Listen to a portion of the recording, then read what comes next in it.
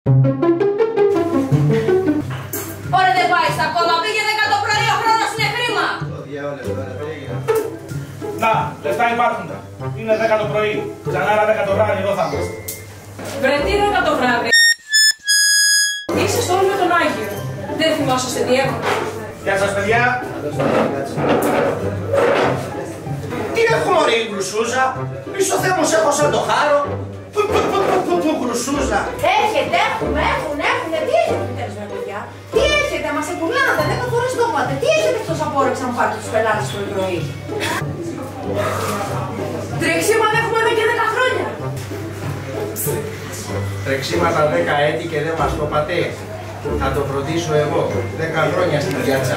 Τι θέλετε εσείς εδώ πέρα σήμερα, 10 φορές μας διακόψατε. Καλύτερα να τρώτε παρά να μιλάτε. Να τρώτε μήλα. 10 μήλα την ημέρα των γιατρών που κάνουν πέρα. Βοηθούν σε πολλά.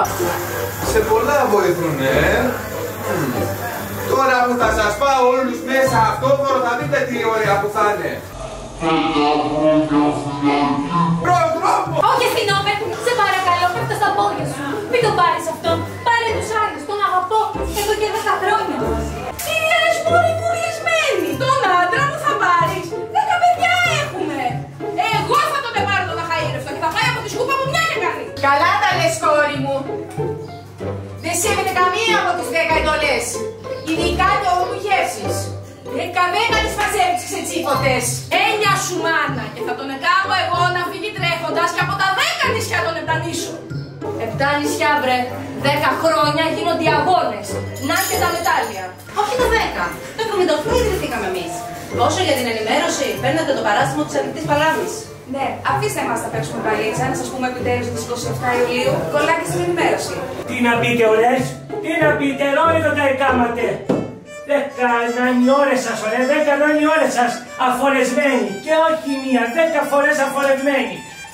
Θα πάω ρε με του απέναντι, αφού δεν καταφέρατε ακόμη να του πείτε για τον 10ο. Θα πάω με του απέναντι. Όχι